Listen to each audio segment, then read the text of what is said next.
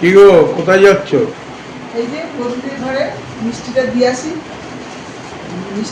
আসি। এই বৌদিদের আজকে অক্ষয় তৃতীয়ার পুজো আছে, মিষ্টি নিয়ে আসলে এখন দিয়ে আসি বৌদিদের। আর রাত্রেবেলা তো প্রসাদের নিমন্ত্রণ আছে, আমি পুজোটা দিয়ে আসি, বৌদিদের ঘরে যাই, দিয়ে আসি। এই যে যাচ্ছি মিষ্টির ঘরে।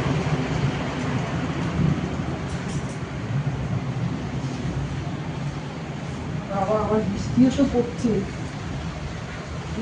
পড়ছে, কি করবো? ছাতা মাথায় দিয়ে যাবো? না থাক, এইটুকুর জন্য ছাতা মাথায় দিতে হবে না, জব করে চলবে, দিয়ে চলে আসি, যাই দিয়ে আসি।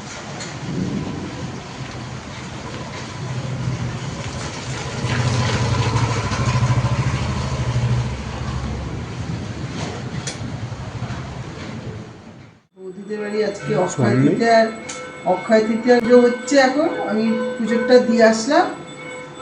ওই বাড়ির পুজোটা দিয়ে এসে এবার আমি ঘরে আমার ঠাকুরের জন্য পুজোর জিনিস সব সরঞ্জাম বানাচ্ছি। ঠাকুরের জন্য একটু মালপোয়া বানাচ্ছি।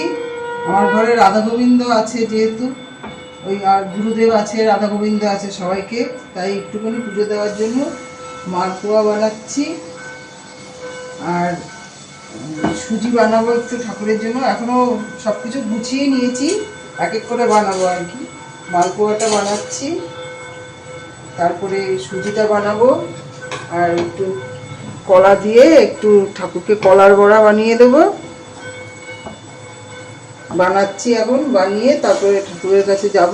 তারপরে সুজিটা বানিয়ে কলার বড়াটা বানিয়ে তারপরে ঠাকুর পুজো দিতে বসবো। আজকে অক্ষয় তৃতীয়া, তোমাদের সবাইকে শুভেচ্ছা জানাচ্ছি। সবাই ভালো থেকো, সুস্থ থেকো। দেখো আমার ঘরে ঠাকুরমশাই এখন পুজো দিতে বসেছে।